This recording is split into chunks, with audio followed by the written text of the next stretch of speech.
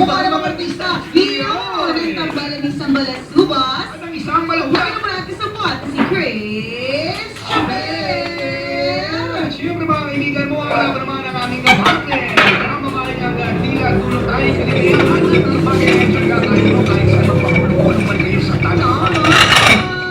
Ang partner, si Nicole Migala. Ang paalala ng tambalan balasubas at tambalan murang alabagang nagkasyon na. Memories na nila.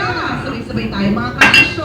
Una magdasal ka, para mabuhay ka. Pangalawa, mag-toothbrush ka, para mabuhay na marita. Iyon! Magandang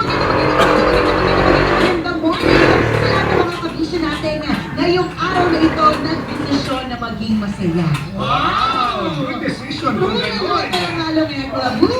Totoo yun, naniniwala ako na nasa control naman natin yung decision natin kung ano magiging takbo ng buhay natin sa Correct. isang araw. Maganda yung mag-decide ka to be happy. Correct. Alam niyo po, madami nagtatanong sa atin kung paano daw, tayo nga dalawang issue, pero lagi tayong tinatanong kung paano daw maging masaya. Alam niyo po, iba-iba naman ang mga paraan para maging maligaya. Correct. Una sa lahat, sasabihin mo pala, nasa utak ko na. Yun eh. Kung nasa listahan, pera. Pera. Aminin nyo. Minsan din cheque. Sa lahat ng oras, pero baka naman sabihin nila, pera lagi. Hindi mo nga, ang kasi depende sa hindi lang bagay-bagay eh. Ano yan eh? Abstract lahat, yes. Corrected by. Saka iba-iba kasi tayo ng definisyon. Correct. Malay mo, ang definisyon nga naman talaga ng kaligayahan para sa iba ay pera. May ganun. May ganun Maraming talaga. tao na ganun. Corrected by, di ba? Pero paano kung wala kang pera? Paano ka magiging maligaya? Correct. Yan ang Para sa'yo, ano ang kaligayahan mo? Doon pa rin bumalik.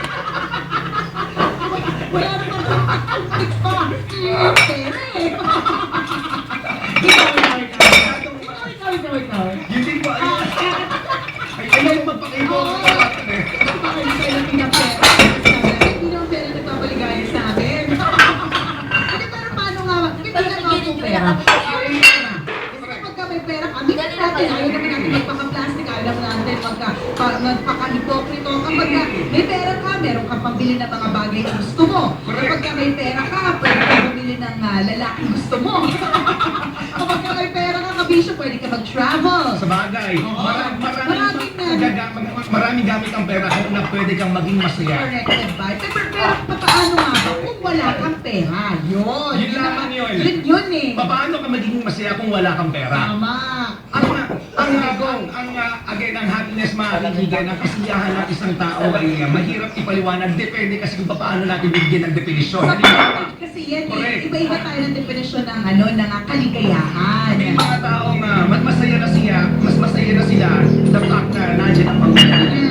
Nakita nila ang mga kaibigan nila. Di ba may mga ganun? Kahit wala silang pera, mas ang importante nandiyan ang family nila, masaya sila. May ganun. Pero kami pera pa rin. Yung pamilya kami pera. Ay, dapat. Mga taong walang moral. Sabi yun. Walang values.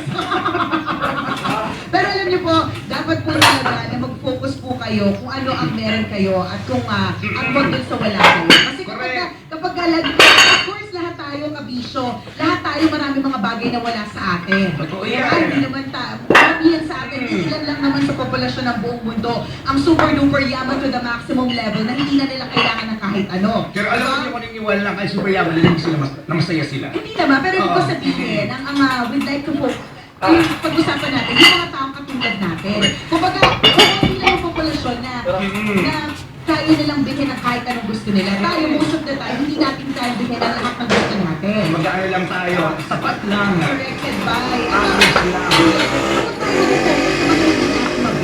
sa mga wala tayo, sa mga hindi natin kayang bilhin, sa mga buti pa siya meron, ako wala. Mag-focus po tayo kung ano ang meron tayo. Sa madaling salita, isang paraan para maging masaya ka kahit wala kang pera is yung appreciation. Gratitude! Ano yung meron ka, again, tama yung sinabi mo, Fire, doon ka lang mag-focus. Corrected by. Kasi kung nandiyan marami ka namang bagay na pwede mong paligaya sa iyo eh. Correct, Hindi mo lang siya tinitingnan. Mas swerte ka, may ballpen ka. Correct. Tandaan mo, Yung kabisyo. iba, walang ballpen. Corrected by.